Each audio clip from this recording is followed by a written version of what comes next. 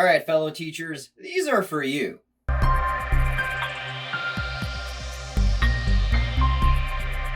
I'm going to make two videos. This one is going to be about why I chose to make videos, why I chose the format I made the videos with, and also how will I use them in my classroom and how you could use them in your classroom.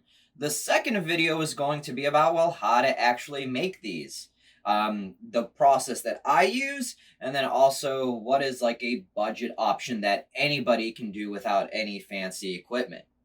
So let's get started. Why did I choose to make this video series? Well, video is my preferred method of engaging with material. My Netflix and YouTube viewing is the considerable majority of how I learn new things. I binge documentaries, and I find I retain information that I watched much more than I've read. And this was true for me as a student. I'd study for college exams by following along with videos from Khan Academy or any recordings that my professors would post. I only wish I was more aware of video resources when I was in high school, but those were relatively sparse back then anyway, and I ain't that old. My experience with video is not unique. Research has shown that video learning outcomes are comparable to text learning outcomes. These have also shown that students engage more with video, especially if there's some sort of interactive component.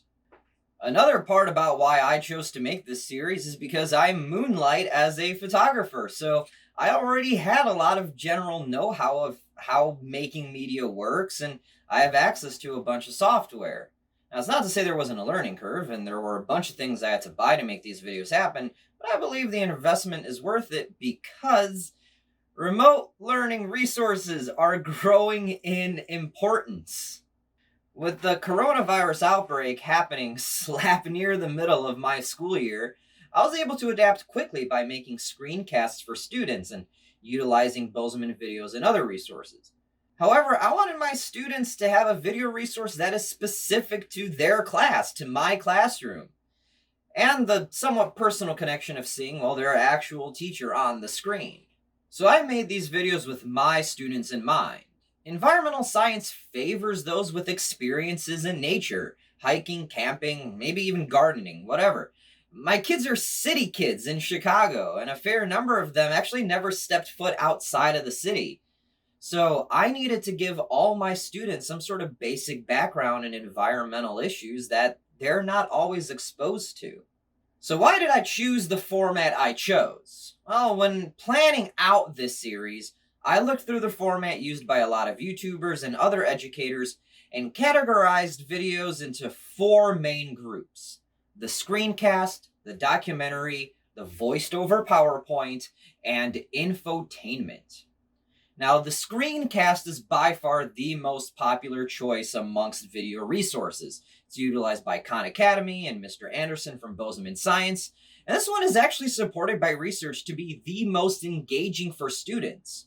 In fact, the screencast might even be more engaging than high quality and well-produced video. The benefit of a screencast is real-time transmission of information, meaning what's on the screen is exactly what's being talked about. The downside to a screencast is a limitation in the amount of information that can be presented at one time. You can't really scroll back to an older slide or fill up the screen with too much work because it becomes too messy and becomes confusing.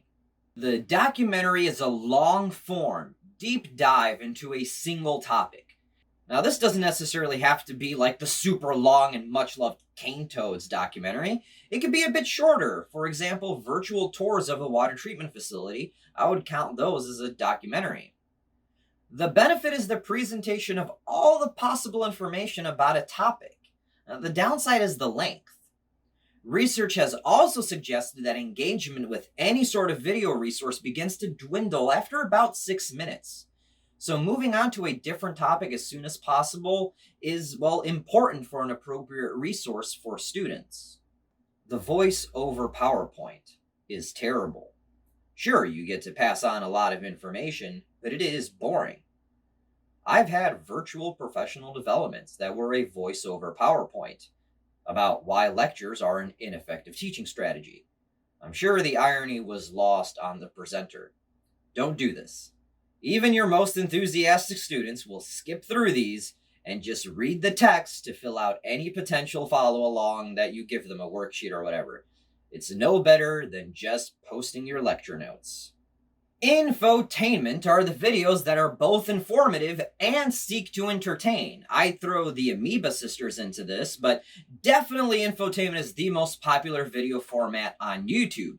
SciShow, the PBS Spacetime and Eons videos, Smarter Every Day, all those channels that I know all of us love.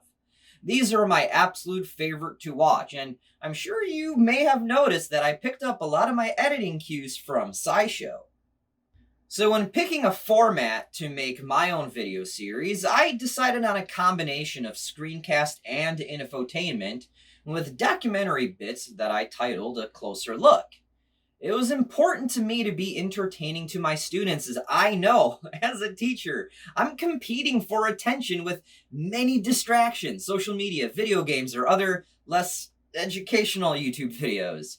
I tried to find a balance between putting in just enough references to memes and pop culture with a few jokes while presenting college level information.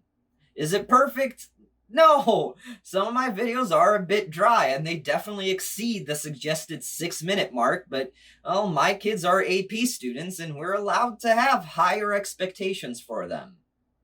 I try to limit the amount of information on the screen to force my students to actually listen and watch the videos, rather than just skip through it to answer questions in my note guide. Now, I have full transcripts and scripts for students with the appropriate 504s and IEPs, but the auto-generated subtitles have actually done a relatively good job, so I fully intend to release my scripts as a last resort and in very specific circumstances. Also, I make a lot of spelling mistakes, and I'm actually kind of really self-conscious about that. How to use the videos. I will be using these videos as an introduction to each topic. Students in my class will be expected to watch the video and complete the relevant guided notes and questions in my associated note packet before a lesson segment. This is background, so I can immediately begin using academic vocabulary with them. This is important to me as my students are city kids, so a lot of the concepts, especially in the land use unit, they will have little to no life experience with. In my class, my students will engage with case studies, labs, and debates as the primary learning tools when they're actually in class. This stuff is kind of like a flipped classroom resource, so they can get some background at home. These videos are best seen as introductory or supplementary learning tools. They most certainly do not replace any instruction, and to be fair, they don't even replace lectures. Though they do provide me the freedom to lecture much less and craft my actual lectures to be shorter, which frees up time for in-class activities that focus more on doing science rather than just memorizing a bunch of facts. I would suggest a similar use of these videos to any teacher choosing to use these as part of their instruction. Using these as an introduction or for review is the best choice.